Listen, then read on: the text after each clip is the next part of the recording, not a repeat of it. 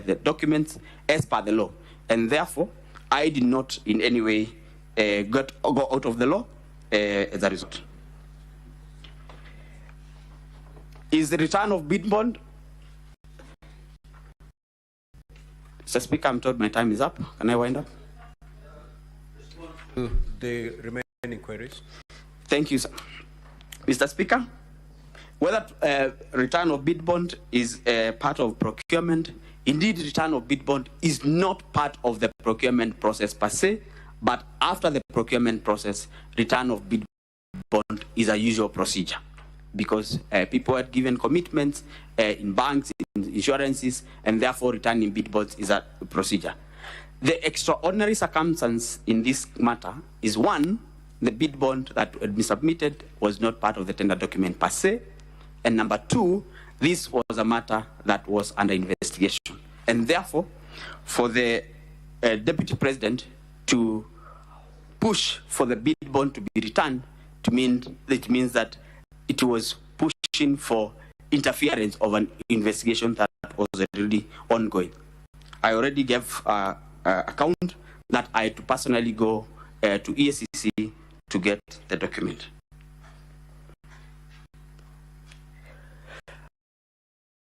Mr. Speaker, I submit. Thank you.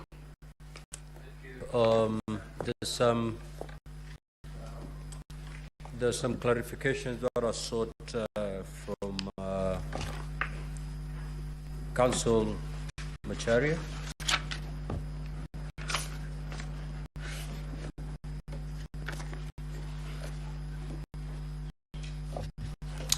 Honorable Speaker and honorable members, Honorable Khalwale asked a question from the law.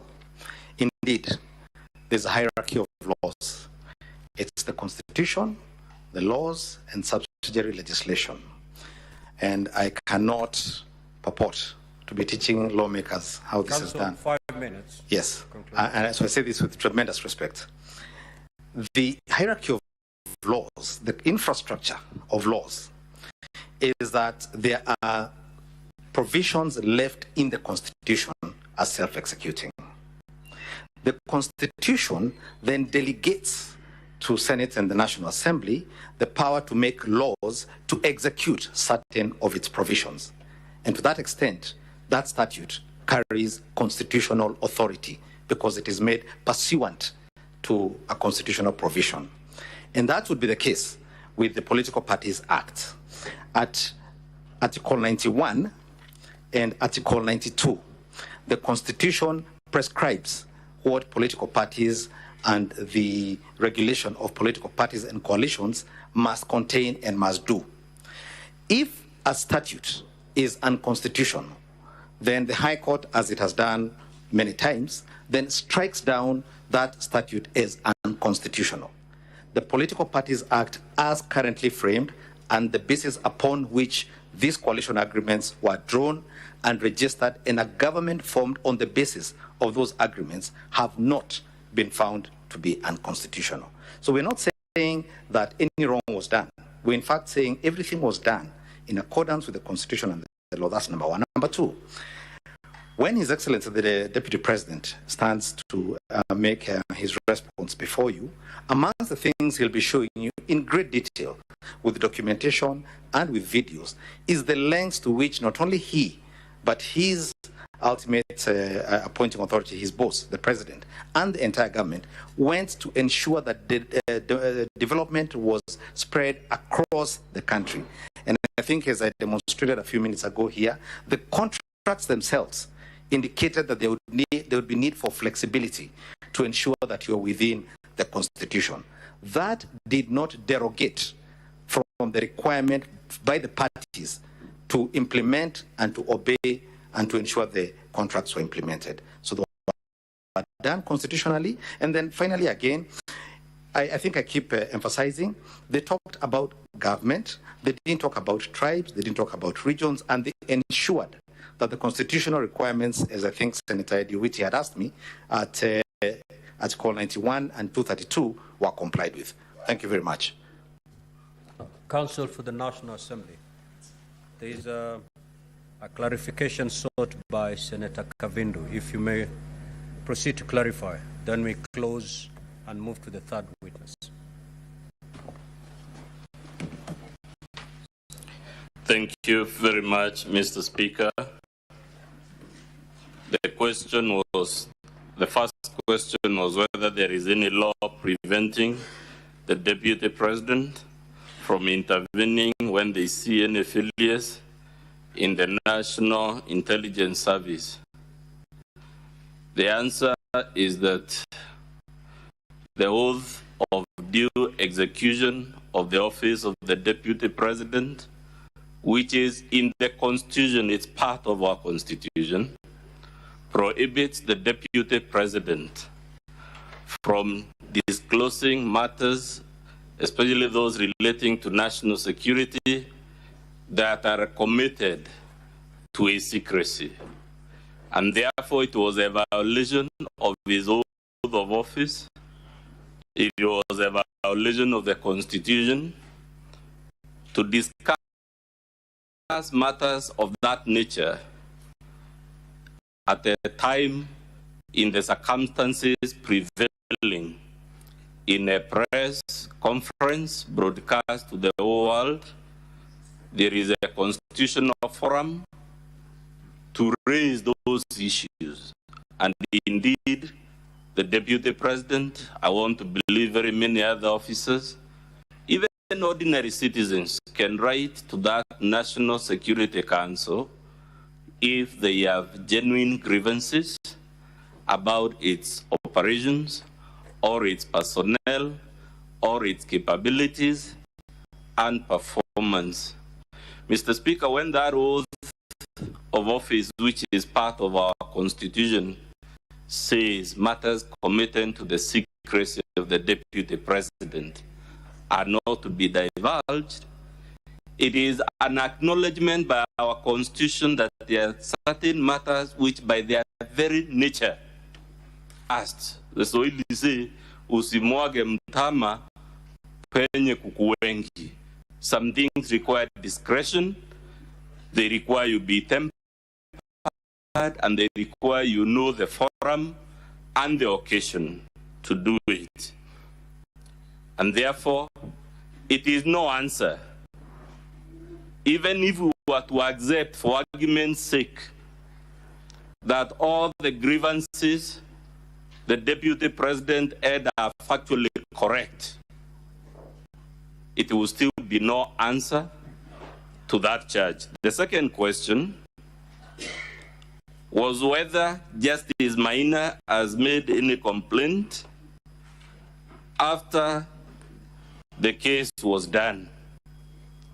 We are not aware of any complaint lodged by the Honorable Lady Justice Maina.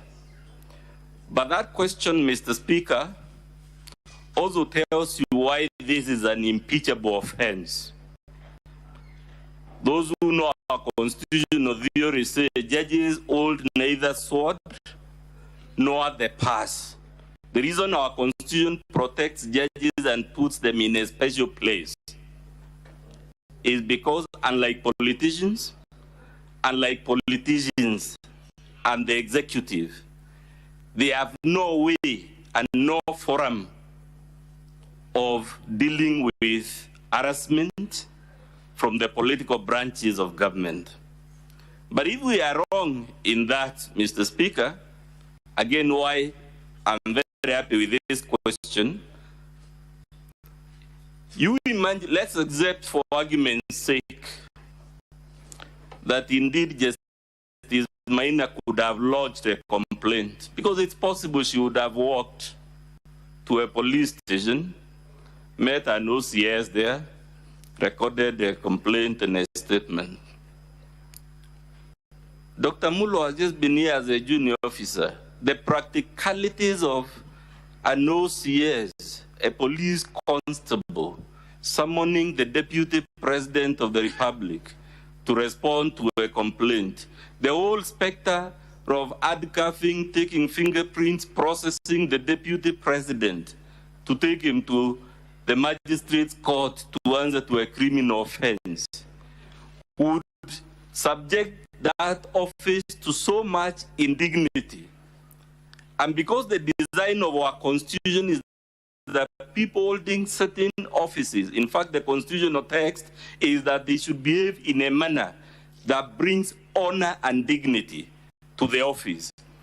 It is to save the country the drama, the spectacle of a junior police officer, a junior prosecutor, harassing, arresting, prosecuting a deputy. And because we don't want to subject our democracy to this kind of showbiz, that is why this Senate is vested with the power of impeachment, and that is why our Supreme Court has said several times, as I pointed out yesterday, the test is not whether he is criminally liable or civilly liable, which is the business of the judiciary.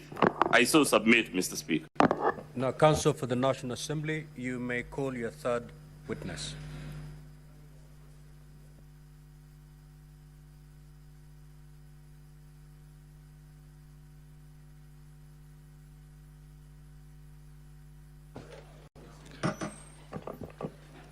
Honorable Speaker, distinguished senators, my name is Moses Kipkogei. Our next witness is Abdi Mahmoud from the EACC. He's a former witness who was called pursuant to the summons issued by this House at the request of the National Assembly. I request the Sergeant at Arms to call him from room 4.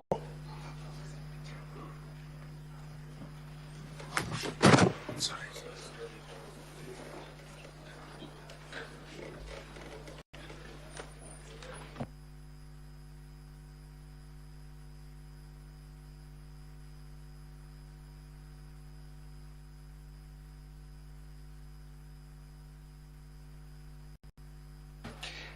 Mr. Speaker, may I just raise a concern? It is true that this witness was called pursuant to a summons of the Senate, but normally a witness is called to produce a particular document or to produce a particular item. As we stand now, none of us knows what this witness is coming to produce, so we can't even pull it out from these massive documents. We wanted to go on record that this is trial by ambush. We will know for the first time what this witness has come here to do when he begins speaking. I just want that to go on record, but before he starts, I want counsel to tell us what documents this witness wants to rely on, so that against all the unfairness we have witnessed, at least we can have some semblance of looking at it. Thank you, Mr. Speaker. Counsel for the National Assembly, what say you? Mr. Speaker, the documents to be identified by the witness are contained in volume 8A of our bundle. Calling the witness, please.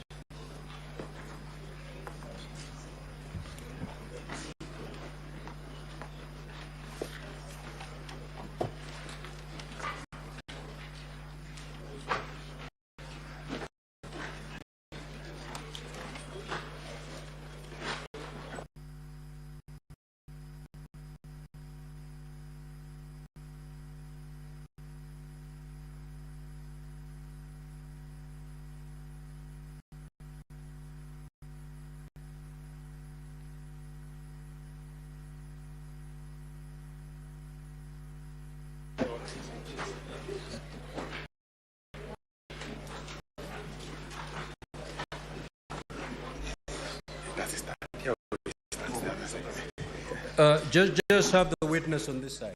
Okay. Where the others took the oath.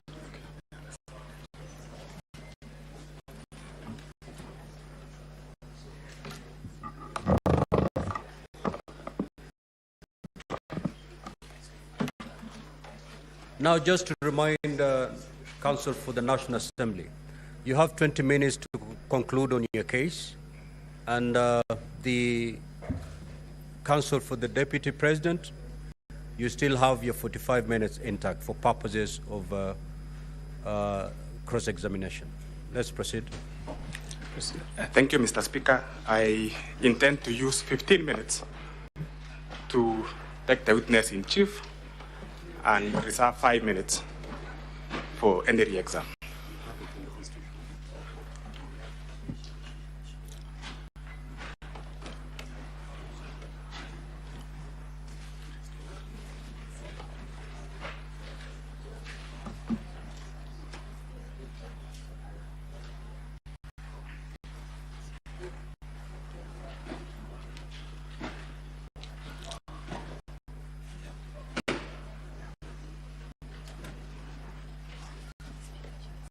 So before the witness takes an oath, counsel for the Deputy President, you do confirm now that you understand and you know the documents that the witness is going to produce as contained in volume 8A.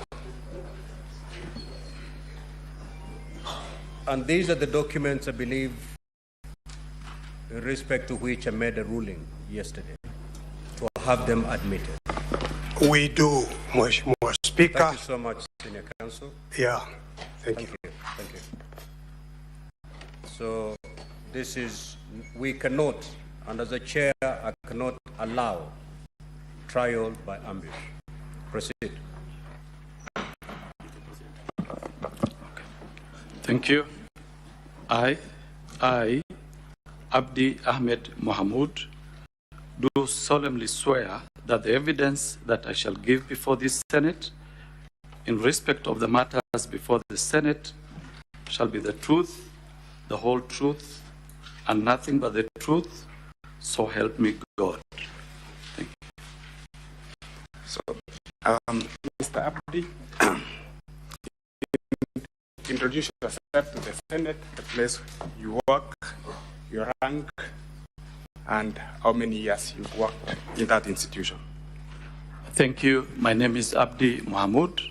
I'm the Deputy Chief Executive Officer of the Ethics and Anti-Corruption Commission. I have worked at the Commission since 2005. I started off as a senior investigator. Right now, I'm the Deputy Chief. Main responsibilities are to assist the Chief Executive Officer of the Commission in the day-to-day running of the Commission, among others. Another key role and responsibility that I hold at the Commission is that I chair the Commission Management Committee on Investigation Evaluation. Basically, I have been an investigator since 2005 when I joined the Commission. Thank you. Thank you, Mr. Mahmoud. You are before the Senate this morning following summonses which were issued to your institution. And in the summonses, the 3 areas were identified. Would you wish to appraise the Senate on those 3 areas which you are to guide the Senate on? Okay. If I may refer to my documents, Yes, you can.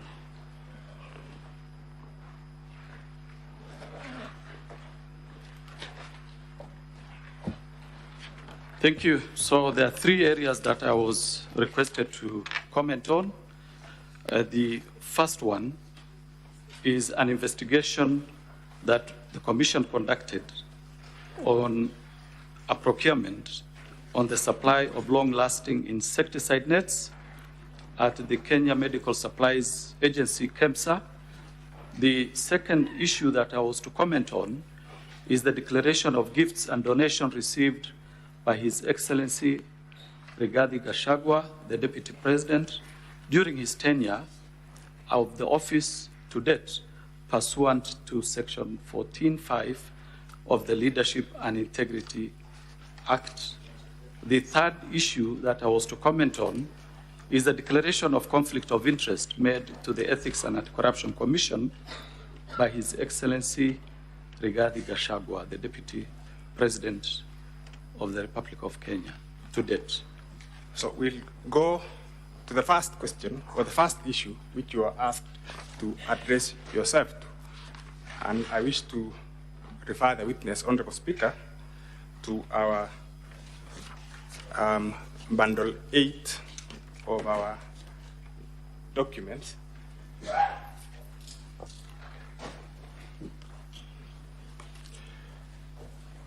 Can you identify the document at page 3 of that document? Yes, I can identify. This is a letter that we did to the Clerk of the National Assembly on 23rd September 2024. It was responding to a letter that we received from the National Assembly requesting us to furnish the National Assembly with information on the investigation that we conducted on the long-lasting insecticide nets, and to indicate in our responses any outcome or status of the investigation that we did conduct. So your letter in that volume relates to procurement of certain items at KEMSA. Am I correct? You are correct. You've appraised the Senate, the National Assembly in that letter. Would you appraise the Senate on its contents? The content is the procurement of long-lasting insecticides by KEMSA. This was in the year 2023, and the Commission, in its functions, either it conducts investigation on its own motion or at the instigation of other parties. For this particular investigation, we did receive a letter from the CS, who was then in charge of the Ministry of Health, indicating that there were certain irregularities in a procurement of insecticide nets by the KEMSA, and the CS then wanted us to conduct investigation and find out whether certain procurement irregularities did take place. And from that, we actually did carry out investigation, and the outcome of the investigation so far is already reflected in the letter that we have provided. And what was the outcome of the investigations, Mr. Mahmoud? There were serious procurement challenges that affected that particular tender. The major one was change of specifications to suit a company called Shobika Impex Limited, which was having which had a local agent limited that had the sole responsibility, or rather the sole function, to provide certain mosquitoes that had certain chemicals. So basically what the investigation concluded is that there are two types of chemicals that were used on these particular nets. If I may read one of them, one is called Synergist piperolene butoxide, PBO, long-lasting insecticides nets, while the other one is pyrethroid, long-lasting insecticide nets. So this company had the sole